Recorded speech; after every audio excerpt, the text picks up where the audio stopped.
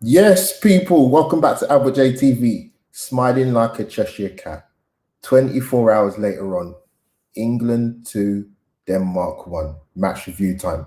But people, before we get into this, let's hit that intro once again.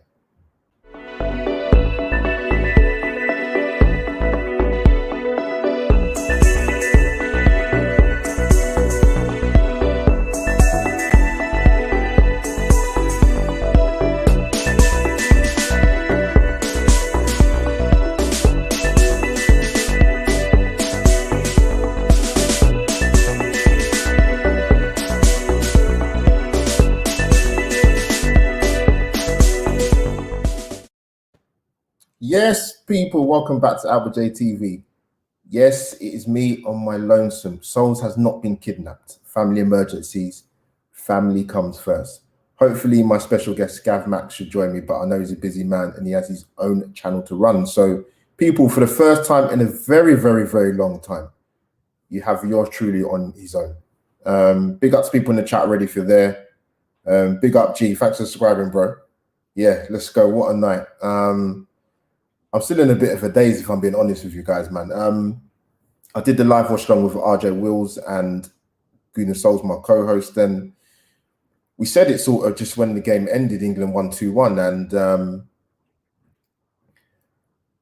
you know what, we was happy, obviously, but it just hadn't really hit me. I thought I would feel a lot more emotional than I did at the time, but sort of 24 hours later on, it does hit you, and it wasn't just a game. But before I get into it even further, people, smash that like button if you haven't already. Russ is in the chat already. G Talks, my bro.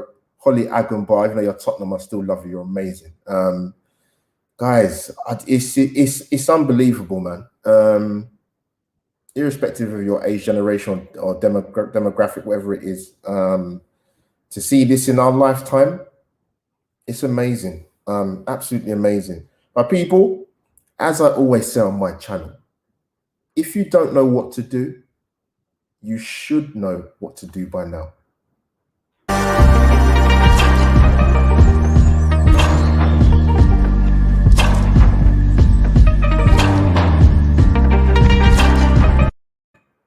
And there you have it once again, people. Audio listeners on Spotify and Anchor, beautiful, serene music. It's not a massage parlor, it's just a little intro to subscribe to the channel, if people didn't know that already. But big up to the people in the chat. Like I said, smash the like button. My Twitter and Instagram is going below the screen and on top of the screen, as you can see in the overlay. I've got my co-host's Twitter handle going on the bottom of the screen as well. And also, hopefully, if Gav Mac can join me as well, people go and follow them and subscribe to their channels, my Arsenal bros. So yeah, people, yesterday, we drew Denmark for semi-final, obviously, after beat Ukraine quite convincingly in the quarterfinal. And I said to people, and it kind of surprised me with a lot of I won't even say the England fans, because we've almost kind of got an excuse to get overexcited, even if it's England. But some of the sort of the pundits, they're just talking recklessly, man. Like I was quite surprised, actually. The only person I saw talk a bit of sense about the England-Denmark game, for me personally, was when Ian Wright was on the highlight show after the Spain and Italy semi-final, and he spoke the sense, like, dangerous. Denmark are a good side. They are a good side, irrespective of whatever people think. With Eriksen, they're even better. But, the situation that happened a few weeks ago, hopefully Christian Eriksen is getting a lot better from the dire situation we saw from before. But Denmark are a very good side.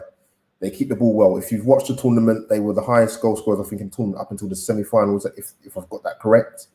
As I mentioned in my preview show for the Denmark game, big up Guna Elite if you're watching, Mike. I think Denmark had about 90 goal attempts through the tournament. England were on 37. That's a big, big difference, irrespective of whatever type of possession-based team you are. That's a massive difference. So you knew they was going to create chances. I think score prediction-wise, I sort of changed my mind. I think when I went on a couple of people's channels or on my own channel, I said 2-0, but to a couple of people at work, I said, you know what, I think this is the first game England could concede. So 2-1 was a good shout. And I think for those people that were overly optimistic, the wake-up call certainly dawned on some England fans as to how well Denmark have played in this tournament and how good they are as a footballing nation. Before I sort of tuck into it though, people, let me go into the chat a little bit, see what you people are saying. Let me get the people chat. Big up G, my bro. Russ, always my guy, always, bro. Holly, you know what I'm saying about you. Top girl, man. Top channel as well. When Harry's pen was saved, my heart was in my mouth, and then he tapped over, and then we were pure libs and screaming.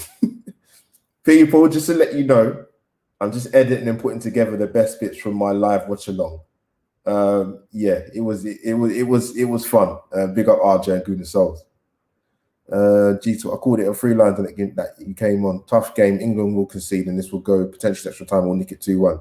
Bro, you were spot on. You was.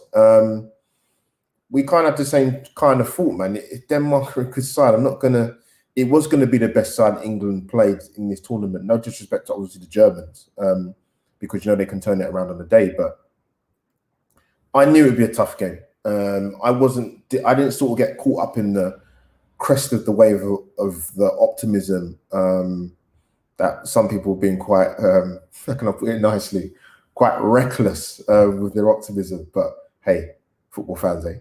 It was never going to be an easy game. 100%, it wasn't. It wasn't. I can't wait to watch that. It's fun. You lose yourself. Holly, if you see my content, G's probably seen my content. Russ, I've had a couple of people on the channel and I've spoken about, and I've been asked about my thoughts about being an England fan and, what it means to me. And, it was emotional. And I think more so it hit today. And when I sort of come back to the game, go for a little bit of a tangent. But when I saw the picture of Calvin Phillips with his auntie's name on the back of his England shirt after the game, the school kids singing Three Lions, the kids replicating, the Sterling and Saka sort of the first goal. Mason Mount giving his shirt to the little girl in the crowd. That's spine tingling, man. And I defy any football fan to tell me they didn't feel that, because I certainly did. And I'm getting emotional talking about it, to be honest with you. Like I said, like many people in the chat, different ages of watching England when they've watched England or when they've come into it. I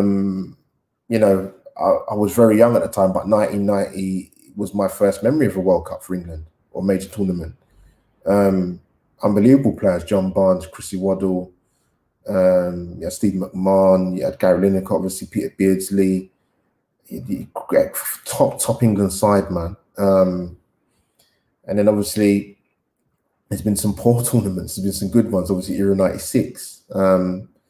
So it was incredible. And you know what I've noticed as well, sort of going off a tangent a little bit, what sort of looking at the social media side of it, on Twitter and Instagram, particularly on Instagram actually, England as a football nation and probably just as a nation are very disliked, man. It really, really brought it home. But guys, before I go into it more, I've got my special guest coming. Let me give him a good billing because he deserves it. My bro, my guy, Guna, England fan, Gav Matt. Oh, sorry. I'm so sorry with the timing, man. Right. You've done well, man. You've done all right. I just gassing about sort of what being an England fan sort of means to me, really. I've sort of asked people about it because you know what it is, Gav. I'm glad to get you on. I'm going to bring you in. I'm going to ask you the same thing, really. I feel quite strongly about this. But I think, I don't know, some sections of probably England fans, inverted commas, I don't really think they care too much about the national team, to be honest with you. I've always loved international football, tournament football, from 1990 to poor tournaments, good tournaments. Some tournaments England didn't even qualify, bro. Seen it, done it.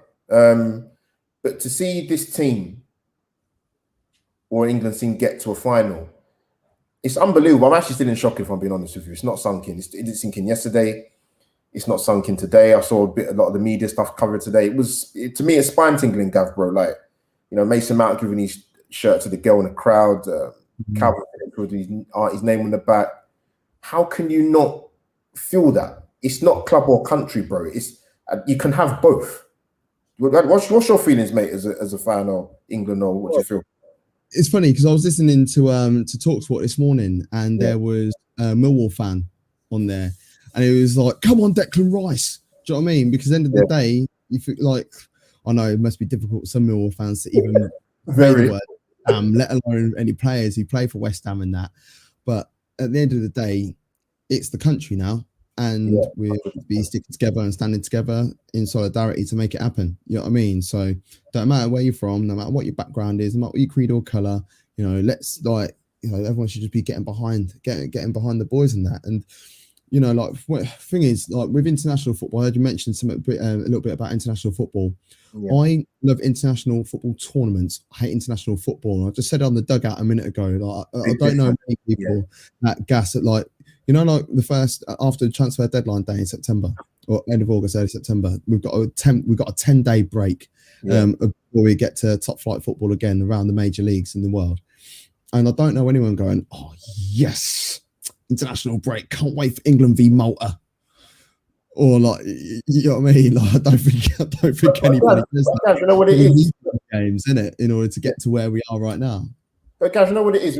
Just to sort of ask you, like, I kind of put the question out there when I was doing a live stream a few streams ago. I said, it'd be interesting to know with other nations who support other football clubs, whether it be in Spain, the Madrid, Barcelona, Bilbao, or in France, the Auxerre, the Montpellier, how their fans view the national team. Because we can only obviously go by England. And one thing I do give Southgate credit for, and I've said this quite a few times, he's brought a culture in that England side. And it's no coincidence, from 2018, people can have their misgivings about Southgate. That's 3 years in the making to build a culture and an environment to flourish. That's what makes me so angry when I heard Rio Ferdinand say what he said a few years ago, talking about, certain guys sitting on certain tables. And what is all that about? I mean, you're playing for England in an international tournament. Not many people play in a tournament. Why would your club rivalry be so important over your national side? And that held England back. I don't care what anyone tells me. Damn right held England back. Because when you look at the clientele that we had, even 96, 98, 2000, 2002, like all the way through, even the squad that somehow didn't make it to Euro 2008, I just feel that player wise, we've always had the talent there and no togetherness. Like, look at Barcelona, Real Madrid. Barcelona, Real Madrid, they are two of the best teams in world football that we've ever seen in our lifetimes, and they are still consistently up there. At the top of their game in their domestic league. When it comes to El Clasico, there's beef, there's drama. We all know this. And over the years, the predominant feature of each Spanish national side, start 11, squad of 22, squad of 23, squad of 20, not this one now, the 26, years, has been laden with talent from Barcelona, Real Madrid. And they all love each other. They have got like WhatsApp groups. It's been widely documented. There's a WhatsApp group with all the Barca boys, like the cool ones that hang out and stuff. You know what I mean? Like, and the same with the Real Madrid. But none of the dead man. Like, you know what I mean? Like, I'm trying to think he was dead back in the day. I mentioned Danny Guiza on the show that I did a minute ago, but he didn't play for them. Man. What was it? Villarreal. Anyway, not Villarreal, Valencia. But like, they've got a WhatsApp group and they all chat and they all get on and all that sort of stuff. But when it comes to El Clasico, it's business. I don't like you. I don't like you. It's a very rugby feel. Do you know what I mean? Like, sometimes you watch rugby. Well, I watch rugby. I watch all sports. I love sport. I know there's going to be people in the chat that be like, "Oh, friggin' egg chasers." But like, rugby on the pitch for 80 minutes, they are literally kicking 10 tons of crap out of each other. As soon as that game's finished, they're handshaking, they're hugging, they go for a pint, they all have a load of beers together, and that's what you want.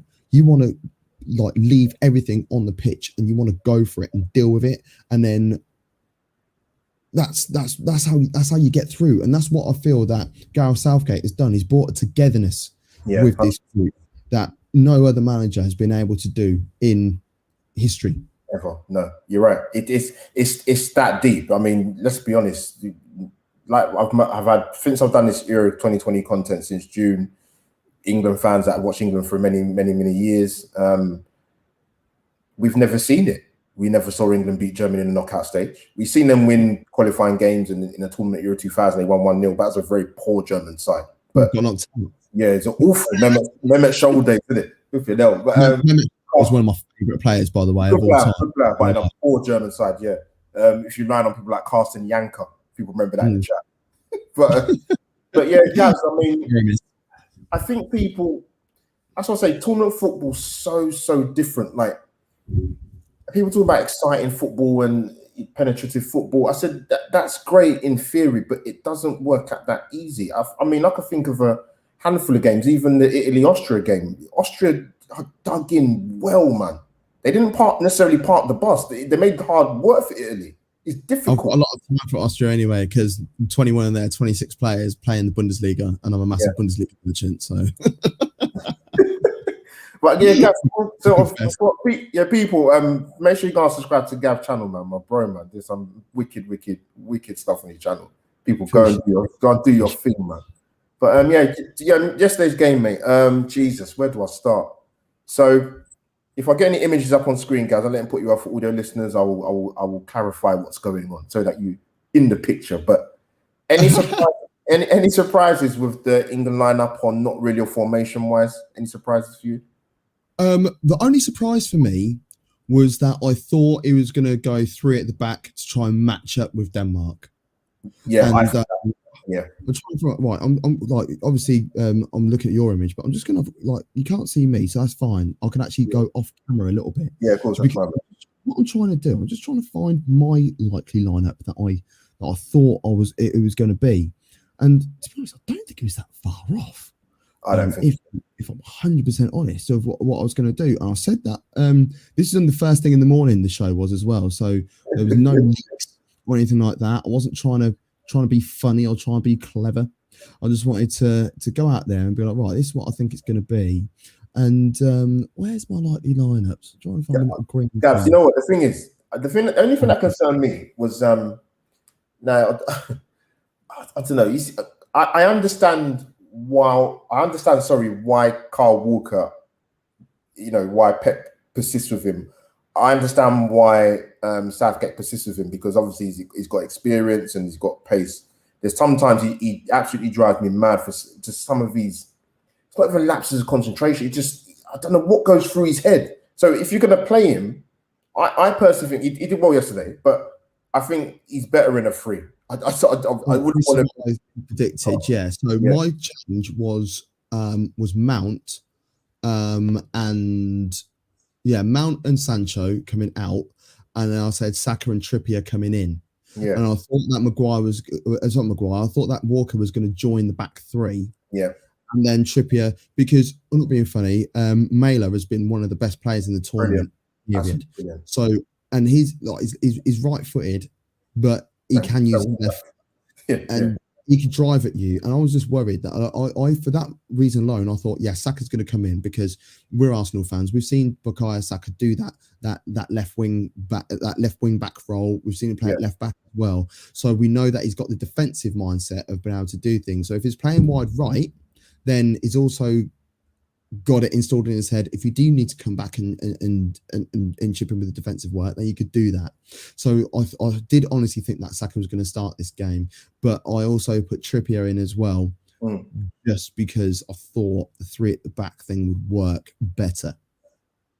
No, well said. Guys, what was your kind of? I'll give you a bit of context. I don't know if you caught any of the bit I was saying at the beginning, but from a fan's point of view, I get the sort of over the top talk and it's coming home. I understand that. I can work with that.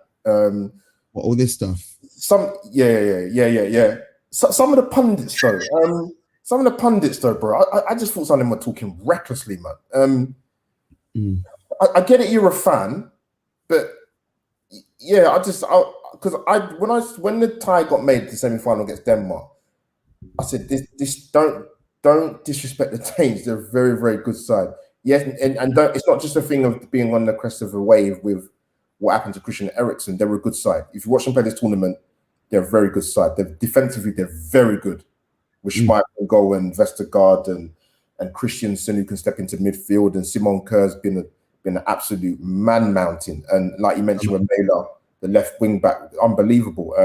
Braithwaite in between the lines, Dolberg, Damsgaard. They could players that could hurt England. And I think in the first half, for the England fans that might have got a little bit carried away going into the game, they got a wake-up call in the first half. Do you agree? Yeah, 100%. And I just think that there was just a high level of disrespect. You got to remember as well, Denmark have won this tournament before. Yeah, thank you. We haven't.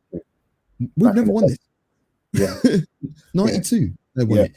It's actually their fault. I say their fault. We're actually thankful for the Danes, because if it wasn't for the way they acted in the final of 92, they would still be having passbacks.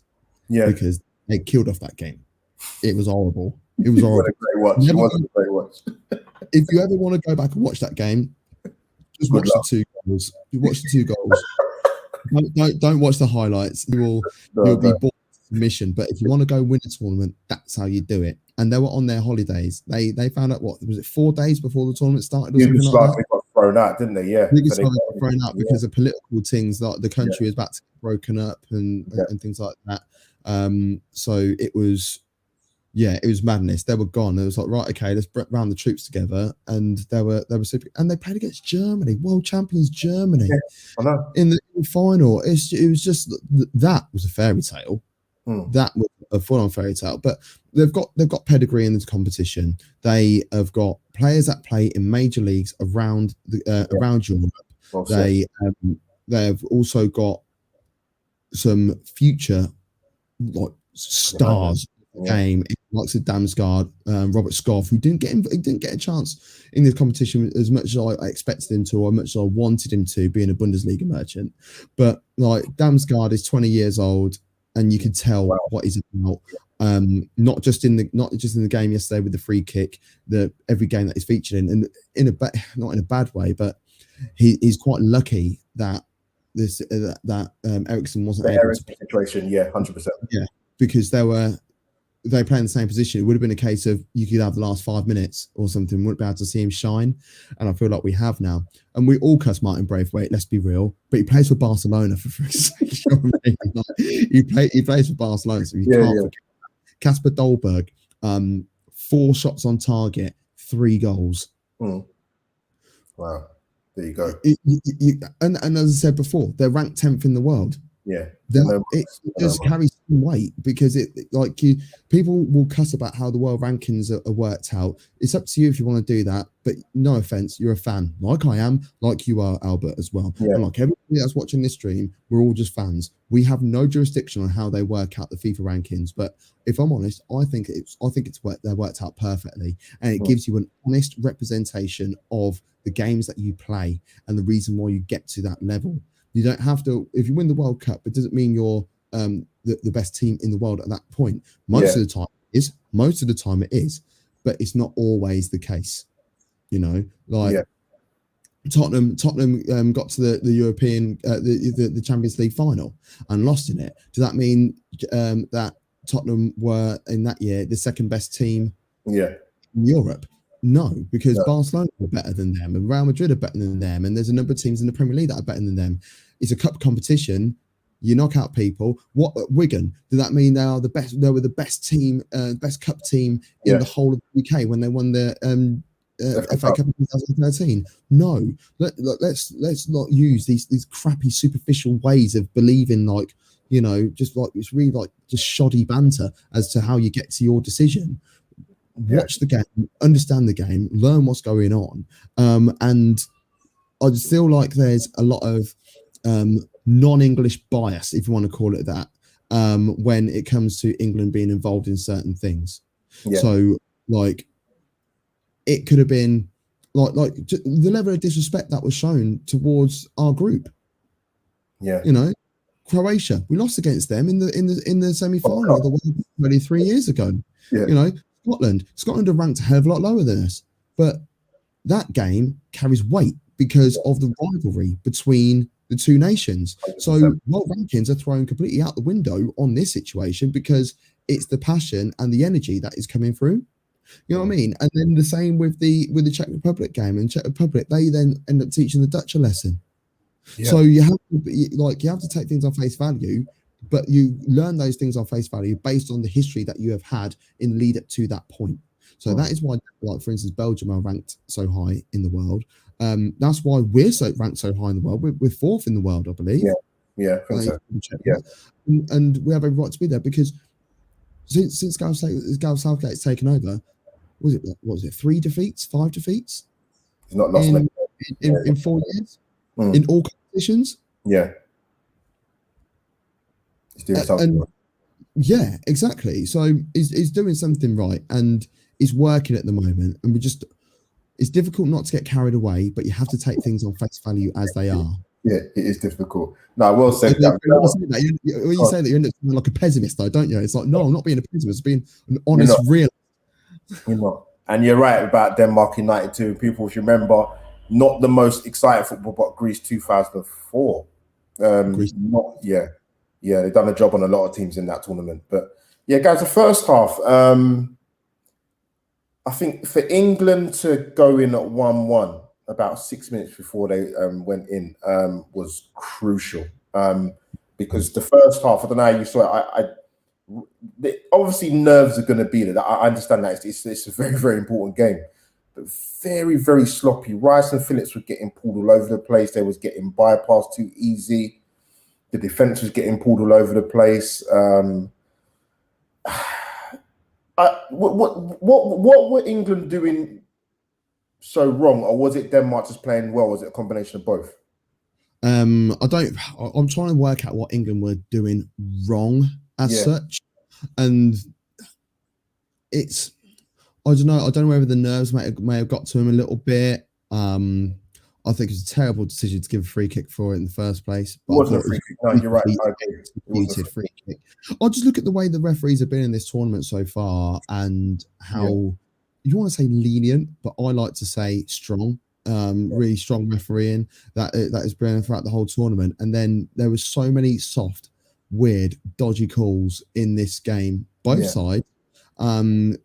Situations where the referee was incorrect in law. A penalty that wasn't given, that was a stonewaller, and then a penalty that was given, that was one of Kane was brilliant. So it's weird, and people go, "Oh yeah, but they work itself out." No, they don't. And I was an ex-referee. You don't think of that. You just think of decision by decision. It's media that. But what I really appreciated was when Damsgaard scored the free kick. Instantly, Harry Kane turned around and was like, "Right, focus, everybody, focus." And no one got panicky and no one got nervous after that moment. It was a true meaning of a wake-up call, and England did wake up after that point, and from that moment on were the ascending force and the most dominant of the two sides for the rest of the game. So getting that goal, like when you see situations happen, you think, oh, it's not going to be our day. Like not long after, and the cross came in, and Sterling's shot was saved on the line. I was like, oh no, it's gonna be one of those days, isn't it? And then to get the equaliser was just banging, absolutely banging. Right, with that free kick, not the free, the Maguire elbow.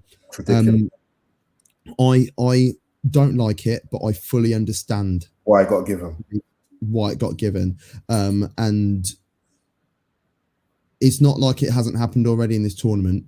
So it's not like oh my God, it's against England. You know, look at the Dejan Lovren one against Czech Republic. Yes.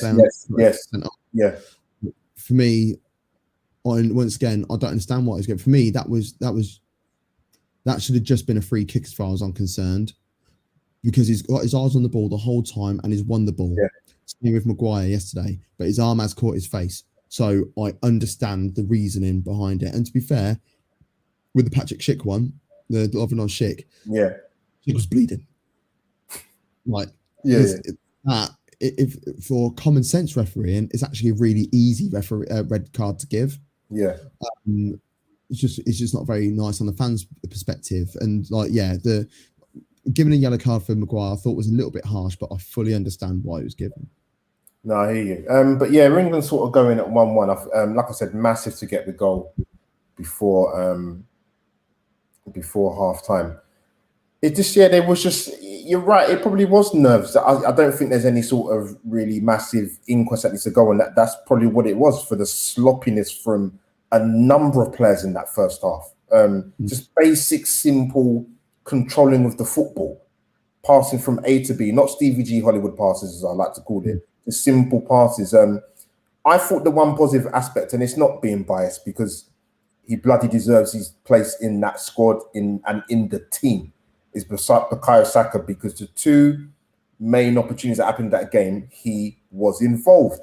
And as much flack as people give Harry Kane, and I've given him criticism, but probably not as much as some people have. But he had a hand in the first goal because he put Saka in. So yeah, I thought he was a bright spark in the first half personally. Just touching on Saka, bro. I'll give you a bit of context. I'm so proud of him, man. Can you address him by his proper name, please? Bukayo Saka. Prince Bukayo Saka. Heir to the throne. Yeah.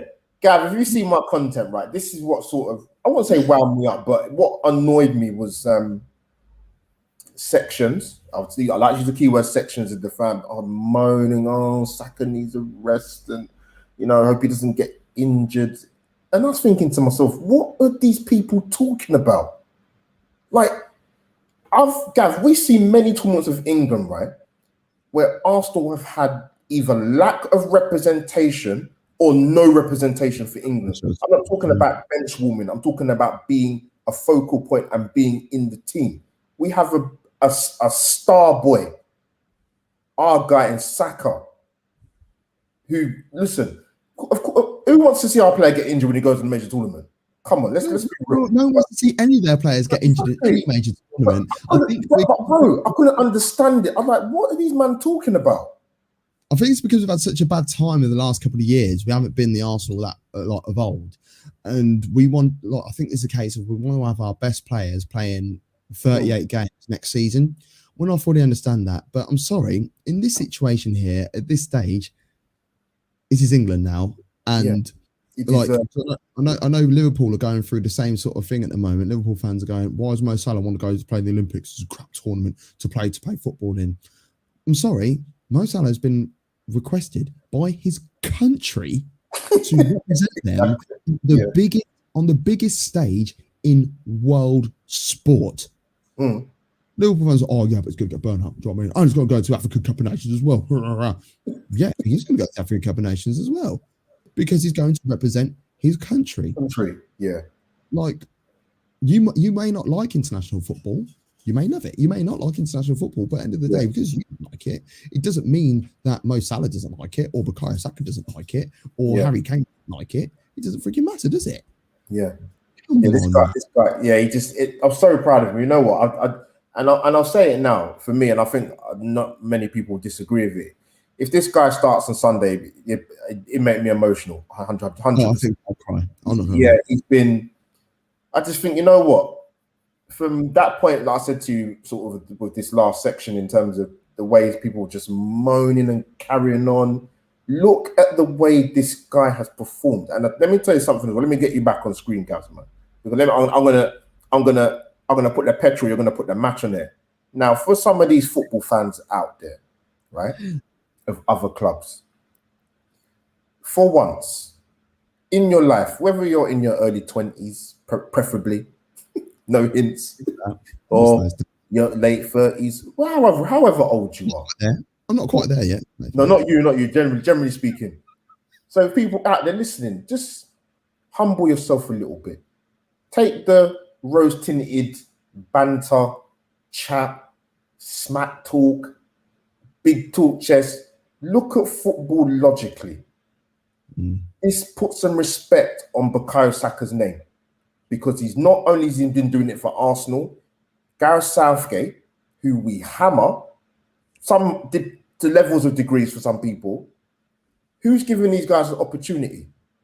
And I've said it before, under certain England managers, the talent and the skillful guys and the guys that can make a difference were stifled and never played or never selected. Southgate is giving these guys an opportunity, because I'll tell you something now. If we'd had some of the previous England managers in charge of these group of players, half of them wouldn't even have played. 100%. So put some respect on Bukayo Saka's name, because I don't understand. Yes, rivalry and banter, I understand that to a degree. But don't just disrespect a guy because he plays for Arsenal Football Club. And that's what pisses me off. Yeah, I think that's what people are kicking off about the most. We came 8th in the league. We didn't have a great season, but there was one shining light there's a couple of shining lights in my opinion for Arsenal last season. But one of those shining lights was Bukayo Saka, and he fully deserves his call up as far as I'm concerned. When you actually look at the personnel, the players that could have gone ahead of him, I fully understand. I fully understand why people are saying I don't think Bukayo Saka should be in the starting lineup. I get it, but then the friendly just beforehand against Austria, who was the shining light? He played himself into guaranteeing a spot in that 26 in that game alone, as far as I'm concerned. And also, I've said it enough times on stream. I say it to my mates. I've been saying it for years. I used to say it back in school, because man for man, like everyone's saying, oh yeah, Sancho's better than Bukayo Saka, man for man, in my opinion. And Sancho is a player that I watch week in, week out as well, because I do a Bundesliga show on my channel, Mad Sports Network. And I've been watching Bundesliga football since about 2008. Do you know what I mean? So I've been on a consistent basis, by the way. On a consistent basis for about 13 years. I love the Bundesliga, and Sancho has gone into that league as a very young man and has flourished and turned into a very mature man as well, and a very mature footballer. The situation is what do we see on the training pitch? 100%. How do we know? Look, we're Arsenal fans. I know there's going to be a few Arsenal fans within your the guys that are watching the show. Yeah. How did Nicholas Bentner start so many games for Arsenal when we had better strikers on the bench or weren't even selected for the squad, even though they were fit? Because he was doing something in training that we can't see. We're not at London Colney watching every single training session 4 or 5 times a week. What if Van Persie was in those training sessions, couldn't hit a barn door to save his ass, and then Bentner is literally scoring, he's got 100% scoring record in training? You've got to start. You've got to start him. Yes, we know that Van Persie is a better footballer, a better player, but he's clearly something's not clicking. Not clicking. So you've got to play Bentner. Sounds so sad that we're saying that, but this is what's happening right now. How do we know that Bukayo Saka in these training sessions for England at George's Park isn't putting in 120, 130, 140, 150% in each game, in each training session? And the likes of Sancho, who are technically better, more gifted, more experienced than him, is literally just like lackadaisy, Marcus Rashford can't even get a sniff in this competition. No, can't. And look at his goal scoring record: A for England, B for Man United since he made his debut in 2017. Yeah. And other managers, previous managers in the past would have been like, you always play for it. How many times it was like Danny Welbeck getting picked in the England squad? It's like, he plays well for England. Yeah, that's great. But what's he doing for his club at the moment? What was he doing at Arsenal at the time? What was he doing at Man United at the time? Nothing. But you play well for the country. You play a maximum 10 games a season in international football. So, that's why I think Saka has been performing, because he knows how much this means to him. Not just as a footballer, as a young British footballer, as a young English footballer who's come from the streets, come from the ends, do you know what I mean? And has been given the opportunity to shine on the biggest stage, one of the biggest stages in global football. Yeah, 100%. He's literally taken to it like a duck to a water, or like the unicorn in the swimming pool. Well said. But yeah, I'm just super proud of him. I know the Arsenal fan base are, man. They just love him. And one thing I've liked about the England sort of this tournament, and some people like the media stuff, some people don't, but I think it's been fantastic. The way the England lads talk about Saka, they love him. Absolutely love him. The way Luke Shaw spoke about him was first class. Mm-hmm. We know Grealish and Saka got a great relationship. They're talking to the fans after the game yesterday. Just I love all that stuff. And if you can't get behind this group of England players, right? This generation, when are you ever going to do it? They're in a final, man. Like, and I think that's what people were struggling to understand. They thought, you know what, we have major tournaments. England have good players over the years. They'll get to the semi-final and, you know, they'll lose in extra time or penalties. But people are kind of not with it yet, Gav. They're like, actually, you know what? England are actually in the final. It is. I felt like that yesterday. I'm like, this is crazy. I never thought I'd ever see this. I generally didn't honestly think I would. England have had some talented players, like I said, but potential is one thing, but fulfilling it is another. But yeah, Gav, you know what? We're sort of going back to the game kind of thing. I think it was very, very telling that Denmark not just made substitutions, but the amount of substitutions they made within a very short space of time. Because they lost the ascent. Obviously, losing the 1-0 lead going into halftime, they lost the ascendancy. Like I said, England started the first half. I would say probably the first 5 minutes okay, but then I thought Denmark were pretty good after that. But sort of coming into the second half, mate. For me, it's Roy Keane said it. He summed it up. Simple words, Gabs. It's a semi-final. It's meant to be hard. It's not supposed to be easy. Yeah. So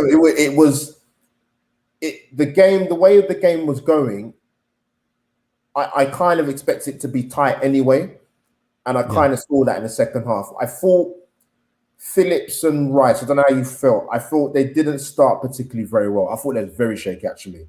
They've been caught out way too many times, but I thought they grew into the game and got more of a foothold. Phillips' fitness levels, I heard, what is it, 15 kilometers was it he covered? Is that what I heard? Insane.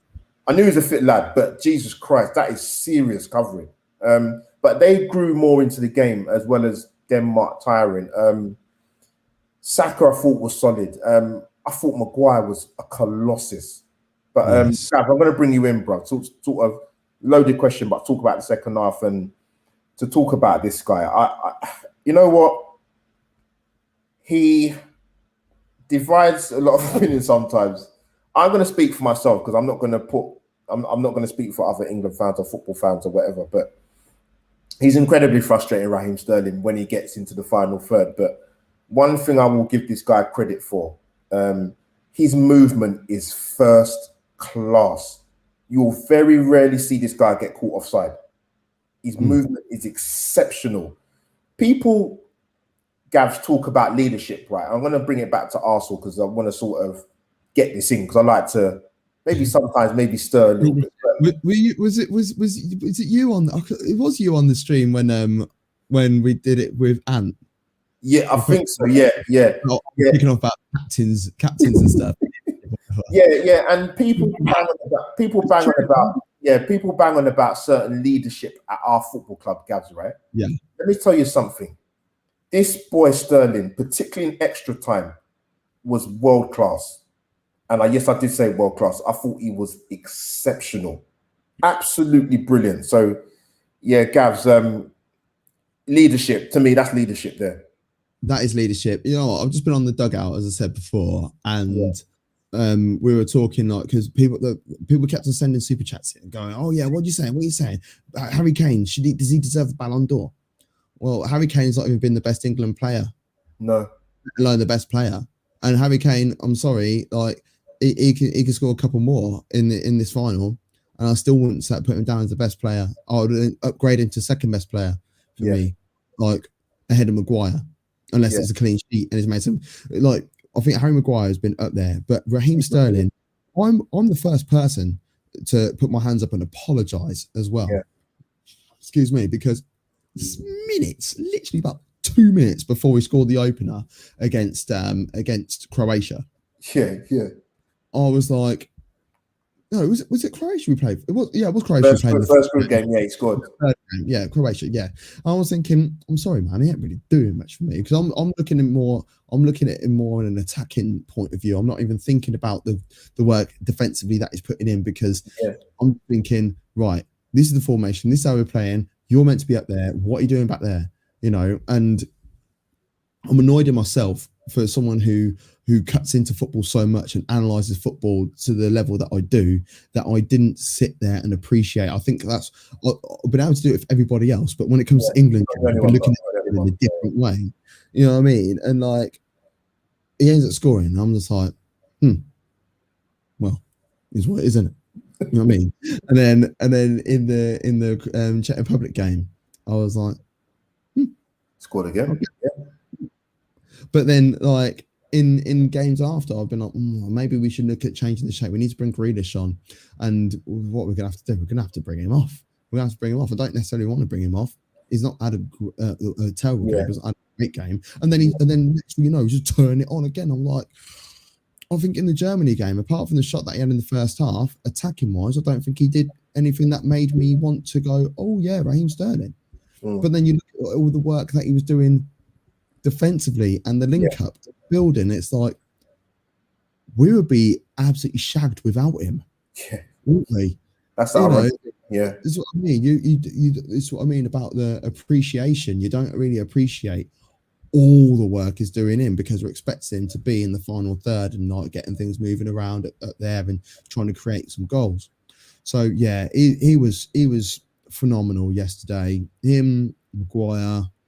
You mentioned about Rice and Phillips. Yeah, they had a tough start, but they built into the game. Denmark were on their ass. They were so tired.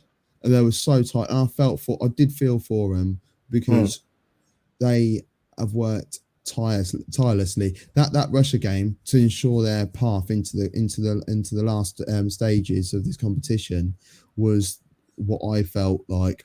That was the guess what, everybody, we're here moment, and I think they've deserved everything they got and have had up until the point yesterday.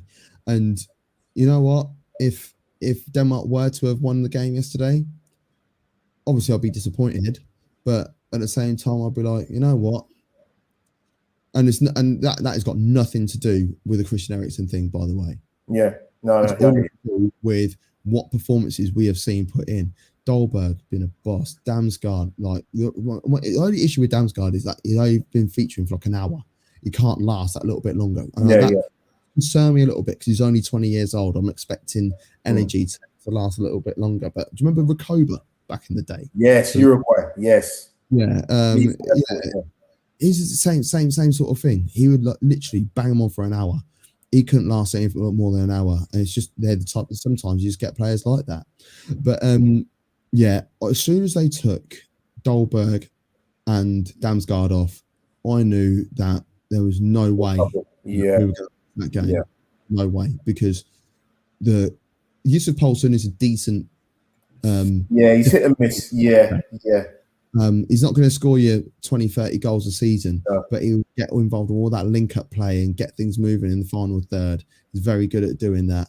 And Norgard, like, it's just like, you're not the levels of the guys that you're replacing. Yeah. So as soon as that happened, and then Delaney going off just before the end of regulation time as well, it was like. Yeah. They said, not an run, sir. That's what I was saying. But no, you're right, bro. I agree with you. Maguire was. You know what? He's another one. I mean, we're not United fans, but I know United fans that would absolutely rip this guy to pieces. But I said this to Souls, my co-host. Unfortunately, he can't be on today, but bless him, man. But I think when us as football fans, Gav, I don't know, you might feel different. Take a step back sometimes, seriously, because Maguire coming back into the team, right? He's able to he's able to bring the ball out of defense. He commits the midfield players. He gives England more options. He makes John Stones a bit better as well, to be honest with you. I think he's been exceptional. And I've never said that about Harry Maguire. I think he's a good defender. I don't think the way some people go in on him, and I'm not even a United fan. I think sometimes, all right, cool. You see him week in, week out, I get it, but he's been outstanding. Bukayo Saka, star boy, but Sterling, yes, to me, particularly Gavs, extra time, I said, wow.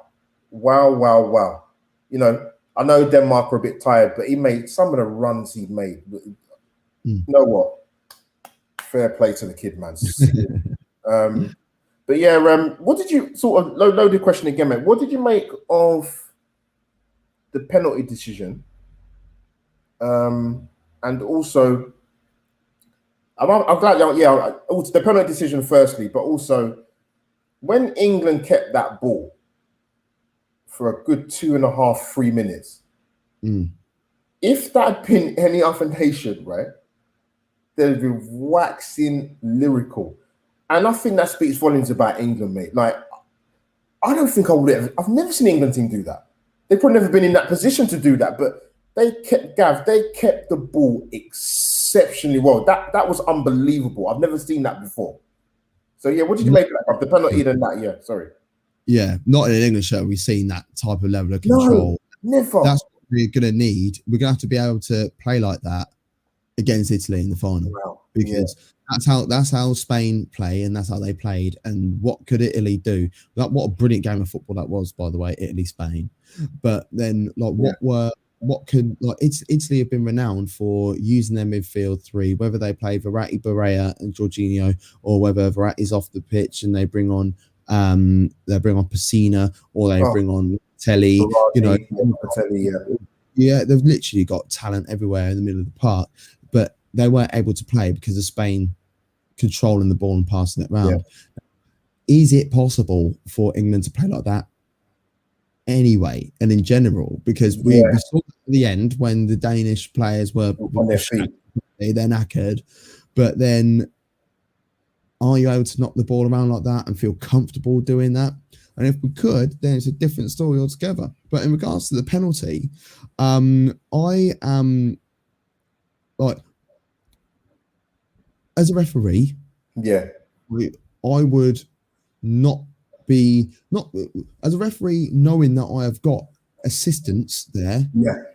I'm not giving that penalty, and I rather, because I do not believe in any way, shape, or form that he looked at that and was 100% a penalty.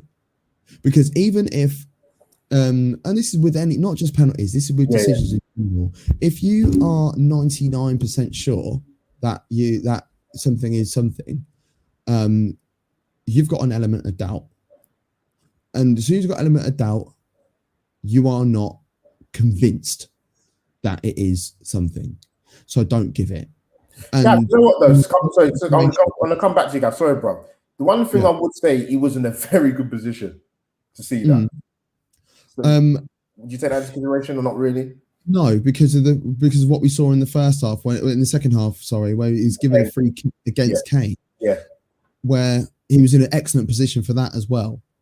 And that is a penalty.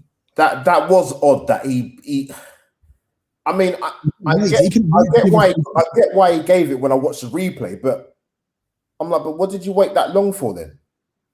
I don't know. Put it this way: if he didn't give a penalty for that, VAR wouldn't have had the power to overturn the decision. Yeah, exactly. You're right. This doesn't mean that I didn't want England to get a penalty and things like that. I'm looking at it objectively. Yeah. I look at situations subjectively. Even when I was doing my previous shows with like Two Up Top, and we'd be talking about Arsenal, I'd always say Arsenal. I'd never say we. You know what I mean? Like, or if I did, it'd be a slip of the tongue. I'm always down the line when I look at things, and I think that is because of my time as a referee. And when I look at that decision, the first things am I going like in my mind was like, is there enough in that for me to believe that's a penalty? Would I give a free kick for that on the halfway line?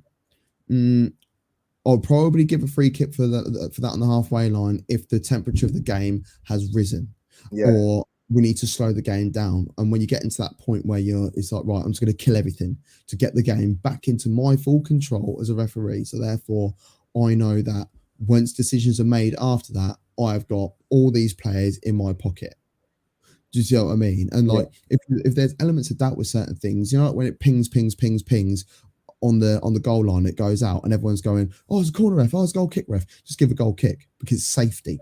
It's a safety first mechanism. You might think, "Oh, that might have been a corner," but then you're watching the attacking players walking away. So why shock everybody by giving a corner? You know, sometimes you can almost let the players referee it for you. And if you look at the reaction of the Danish players as it happened, there wasn't a, oh my god, no. Yeah. And there wasn't if I remember rightly, I'd have to go back and double check. There was like 1 or 2 players close by for England. Don't get me wrong, 60,000 fans going mad, but it was like half-hearted appeals from England. Yeah, there wasn't that one that went. Yeah, you're right. So that tells me something as well, that you don't believe it. Yeah. Don't rise to the occasion. And also, there was a second ball on the pitch, which I heard that. Yeah. I literally as soon as I saw him running through, I was like, "Is that a balloon or a ball on the pitch?" and he's gone in the direction of where the ball is, and play. It doesn't matter where the ball is at the time. Play needs to be stopped. Yeah, 100%. Because it is in that area. It's in that segment. And play needed to be stopped and a drop ball awarded, which would have been crap, but they're the laws of the game. And it's like, well, it wasn't affecting the game. Okay, well, let's talk about a situation that happened 4 minutes later then, where Denmark have a throw in and they've thrown it and there's another ball on the pitch again where it's not affecting play and the referee stopped the game for that. Yeah. Do you see what I mean? So if you are going to referee, you have to be consistent, but consistency only runs on a game-by-game basis. If I give this today, it doesn't mean I'm going to give this on Saturday next week. You know, the consistency runs in each game based on what happens and the level of the temperature, the pace of the game, the level of the opposition, the conditions, all play a part into what makes your level of consistency consistent per 90 minutes. No, 100%. No, well said. People, smash the like button like I say. And like I always say on my live streams, if you don't know what to do by now, you should know what to do.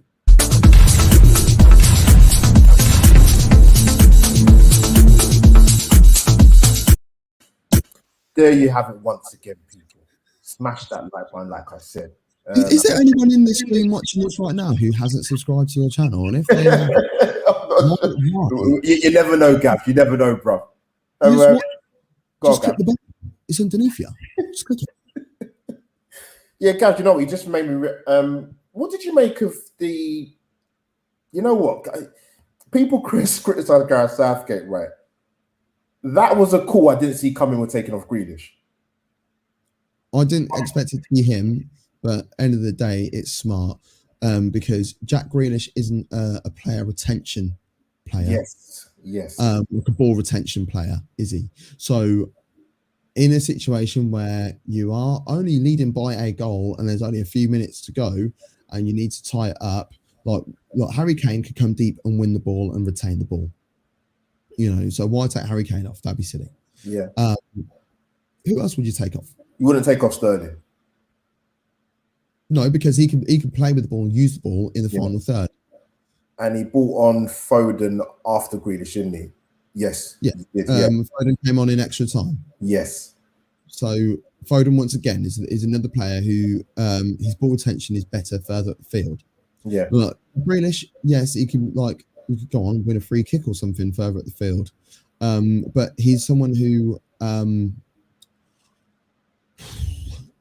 don't know. If he's looking for a free kick and the referee decides not to give a free kick, that could be a dodgy little counter for the boys in red. And next thing we know, it's 2-2, and we're talking about penalties. Yeah, Gav, sorry, don't get me wrong. I thought he did okay actually. Come on, some people kind of. I thought it was good. Yeah, I mean, to be fair, I listened to Southgate when he spoke after the game, and I understand what he was saying. It's almost like he was almost not apologizing. Probably apologizing is the wrong word, but he was explaining as to why he did it, and I didn't have an issue with it at the time. I didn't know what was going on. I was thinking, I'm doing a live watch along. Obviously I can't listen to the volume. I Mm. think, wow, but you know what? As much as people had the clamour for Grealish, myself, many people, fair play to Gareth Southgate. Big call, man. Massive, massive call. Brave. So listen, you're not going to kill him for that, but yeah, bruv, England get over the line, man. Yeah, 25 years later on, man, you got the manager, the guy who missed the penalty against Germany, managing the England side. They make the final for the first time in European Championship history. Before the start of the tournament, hadn't even won an opening game at the Euros, which was I knew the stat was terrible. I didn't realize it was that bad. So yeah, mate, I just in a state of shock, man. England in the final. Who's your man of the match, bruv? And also, we'll touch on the Italy game a little bit, but I don't want to sort of go too much into it because I'm going to do a preview for that coming up soon. Okay, cool. Man of the match yesterday. I'll look at Sterling. I'll look at Maguire. I think I'd edge towards Maguire if I'm going for an England point of view. If I'm going through a whole match, both teams, I've got to say Kasper Schmeichel. He was excellent. He was excellent. England haven't had that many shots on target in a game in God knows how long. And 20, maybe I think. Keep talking, bro. Keep talking, mate. Yeah, it was like at the end of the day, like the first goal, you couldn't really do much about it because of the at the end of the day, it came off Simon Kjær. Yeah, Palermo legend, by the way. And man, I freaking love Simon Kjær, man. Honestly, when he left Palermo, I was sad. But he was so dignified in his reasons and that sort of stuff, and it was a better offer abroad for him. So it's like, okay, you know, we can't hold you back. Unlike Cavani, the way he left Palermo. Anyway, that's a different story. But I've got beef with Cavani. Yeah, he was, and then obviously the second goal came from a saved penalty, which he wasn't able to react to quick enough, and it's just it was a shame. I thought he was. I don't think he actually put a foot wrong in the game. I know people got riled. I mean, I didn't really think. Yeah, what you think? Yeah, when he made the comments, right? But to be honest, it was a stupid question that got asked him by the journalist that asked him the question. What's he going to turn around and say? What? Football's coming home, or come on, man. Yeah, I didn't personally take too much offense. I know some England fans did, but I'm like, you know what? I don't take anything of it, man. To be honest, he did play away. It was a great save from Maguire's header actually as well. Brilliant save. Bro. Seaman versus Sheffield United-esque. not necessarily the way you write it down and out, but just like the way he got the ball and just scooped it out sort of thing. I thought it was fantastic. But the comments. Yeah, you ask a dumb question, you're going to get a dumb answer back. True. Very, very true. But like on a level, they've, as you said at the beginning, Denmark have won it before. Yeah. So, he is allowed to have that little bit of banter. And if England win it now, people will be like, oh, yeah, see, that's all because of you, Kasper. I'm sorry, it's 1-1. Yeah. England won 1. Denmark won 1. Oh, yeah, but is harder now or whatever. Do you see the level of how good all 8 teams were in 1992? And they beat the world champions in the final. And they beat the defending champions of the Euros at the time, which was Holland. They beat the defending champions. They also did they draw against England.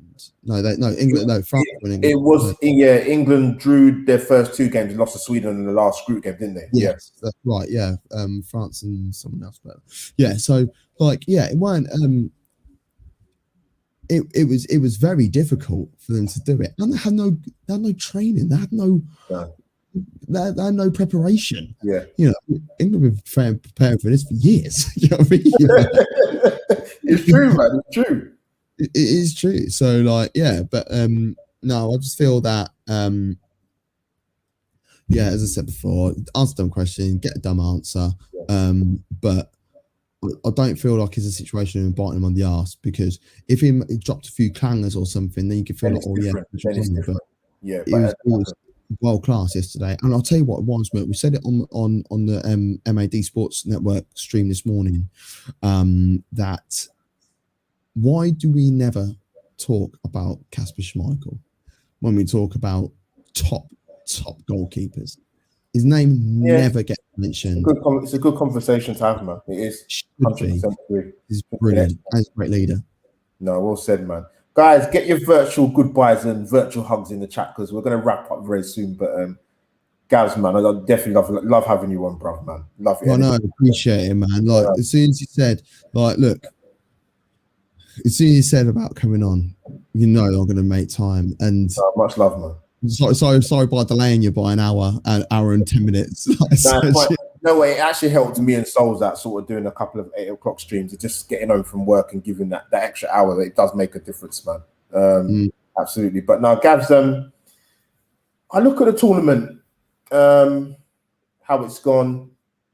My actual tip for the tournament was Italy. I thought England would make the semi-finals minimum, but when I saw the last 16 draw, I said to a couple of my boys, you know what? England have got a chance to make the final. I'm not saying they definitely win it, but they've got a chance to make the final. They have made the final, which I'm so happy to say, man. Trust me. Italy were my tip as well. It's got Paddy Power on it, so it's like the green screen. The green screen is taking up the green, but basically it's 8-1 pre-tournament favourites. 8-1 pre-tournament bet. This was Italy to win. Returns 450, and then I had Italy to win and Ronaldo top goal scorer, like to 10 to 1. And it's not going to get 100 to 1 now because he's level with Patrick Schick. So England, please, if you want to win this competition, please let Harry Maguire bag. Please let Declan Rice bag. If any of the forwards score, please Raheem Sterling, but only a single one. No more Harry Kane goals, please, because like if it doesn't go well and England do not win it, I still want to win a couple of quid. You know what I mean? Yeah. So, got family in that, innit? So, you heard it. You heard it here first, people. But yeah, mate. The tournament, bruv. Italy was my tip, but you know what? I heard whispers of how well Mancini's done. I'm not going to sit here and blag. I don't do that with my channel. But I heard whispers of how well he's done because you've got to remember, in some countries, man, in South America and Europe, man, football's a religion. We've never seen in our lifetime, Gavin, where Italy have never made a World Cup. So that was a massive shock to them in 2018 not to make that World Cup, losing to Sweden in the playoff, I think it was. Mancini's come in there and has been first class. This has got to be the most offensive Italian team I've ever seen. Ever seen. We know about the defensive capabilities and, you know, being solid at the back. And we remember the likes of Costa Curta and Baresi and Giuseppe Bergami and names. Solid Nesta. But offensively wise, they're unbelievable. I mean, that's why I love tournament football, Gavs, man. Like, I love to see other players coming through. The young guy at Belgium the other day, Doku. Wow. Called him pre-tournament. Unbelievable. What a player. His dad was a bloody good player. Enrico Chiesa, striker for I keep calling it every stream that I've done. I mentioned Chiesa. I keep saying Enrico Chiesa. And I'm like, I just keep forgetting his first name. I just remember watching him as a kid. You know what I mean? Like when Palmer days. You know what I mean? His sons, I say, Chiesa, Barella, Belotti's on the bench. Verratti, we know his class. It's going to be tough for England on Sunday. But you know what? You've got a puncher's chance. England have got a talented squad. Mate, you know what? It's probably looking at it now. It's the final. I'm glad we've got 100%. None of this. Oh, you know what? We look at our path for a tournament. No, you play the best teams. I even said it. I said I want England to get France at the time in the quarterfinal. Why not? And beat them. Shut people up. Yeah. And it's the fight. It's the right final with the way this tournament's gone. Mate, it's going to be unbelievable. 8 o'clock's going to be a standstill in this country. And I said it. You are a big sports person, so I know you resonate with this. And I said it on the live stream yesterday. I've seen England rugby team win the World Cup, men and women. I've seen in great individual performances from the likes of Kelly Holmes in athletics. I've seen Andy Murray represent in a tough era with Nadal Djokovic. But with the England football team, we could never sort of get over a line in terms of getting to a final or beating a big team in a semi, and they're there, Gavs. It's incredible to say it, mate. You know, I can't believe it. It's gonna be a hotbed, and for the fans to be at Wembley, bro. I mean, it's dreams, man. What you make of it, mate? You looking forward to it? The rest of it, everything. I'm relatively chill about it, but listening to that from you has just made all like the hairs raise on the back of my neck. Passion that you've just put out there. It's like, hold on a minute, this is actually huge. So big. Like, my mum weren't even born when England won the World Cup in '66. You know what I mean? My grandma had been in the country 4 years. You know what I mean? So like from our age group, we have never experienced anything like it in the men's game for England. 100%. Do you know what I mean? So it's been almost like feel like it's being relatively downplayed. You know what, Gavs, you make a good point. You know what? I don't know if you picked up on it. I thought it personally. When England beat Germany, you saw the story, because that was huge. That was a huge mental barrier to beat them in a knockout tournament. And there was, you know, but with yesterday, I actually thought, you know what? They was obviously happy they won, but the job was in mind. You know what? I think they almost kind of switched to Italy Sunday. And I felt that with Southgate spoke brilliantly afterwards with the England player. Sterling was cool as a cucumber after that in that interview. Yeah. They're so switched on, bro. On Brandy and Andy was literally like, yeah, okay, yeah, cool. Italy Sunday. They're so switched on, mate. There's a steeliness about this England side, mate. There is. But the Italians have got the same, though. And this is what we need to be wary of, because we're only seeing it from our side at the moment, like the media, like just like being like, you know, we're doing this, we're doing that, we're doing that. From the Italians are sitting there going, oh, it's going to be easy. We've got England, we'll smash them. They aren't doing that. They're taking it very seriously. Yeah. And like, I think what I'm looking forward to the most is the fact that it's two contrasting styles coming up against each other. Because this is what I mean. I love the Italy-Spain game. I don't think anyone truly understands how much that was a brilliant game of football. It was game of football. I said it on my stream. I said it on Dugout earlier. I said it like that Spain performance was the best 90 minutes /120 I've ever seen from Spain. Yeah, and who were like, hold on a minute, but they won the World Cup and they won this and they won that. But were they consistently good for that whole period? It's like in each individual game. Yeah. No, they weren't. No, they weren't. But in that game, I thought they were absolutely phenomenal, and I had so much joy watching the game as a whole, and just watching how, because whoever lost that game, I wanted to see how the opposition were dealing with it. So Spain obviously lost the game overall, but how did Italy deal with it? Because I'm thinking, right, okay, if that's how they play, how they encourage it, and this is what I was saying about England. You know, like when you mentioned about the fact that England were knocking it about in the last few minutes of the game, like the ball retention. Well, Spain were amazing, but Italy dealt with it. Yeah. So it's like, well, if they could deal with that, and the Spanish style of play and how they do it, has England got the same talent pool that can do that? Personally, I do think they do, but I don't feel that they are, will be allowed the license to do so. Yeah. Like England should be watching tapes, basically, and being like, right, okay, well, I'll say tapes. I'm old school, innit? Do you know what I mean? We know what you mean, the old chalkboard, mate. That's it, mate. Yeah, that's it. I mean, roll the VT, kids, okay? And then, like, just like how Spain were controlled, because they controlled the game. Spain, they had 65% possession. They controlled the game. Can you imagine if they had a half decent striker? Oh, Gabs, I was fuming when a Rafa missed that header. Oh, mate, It's poor, like because he hasn't missed the header. He's missed the header. You know what I mean? It's not like he's like gone up for it. He's like, you know, he's gone straight to Donnarumma. It was a beautiful ball by Koke, man. Beautiful ball, beautiful run. He's kept his eyes on it, and then at the last minute, closes his eyes and is like, beautiful. Oh, it's gone over my head, mate. You know, like lots of things go over me because I'm only 5'4". Do you know what I mean? Well, not 5. I'm 5'6". I normally sound 2 for me, but you know, like it's when I play darts, I play on 19s because it's not my level. Do you know what I mean?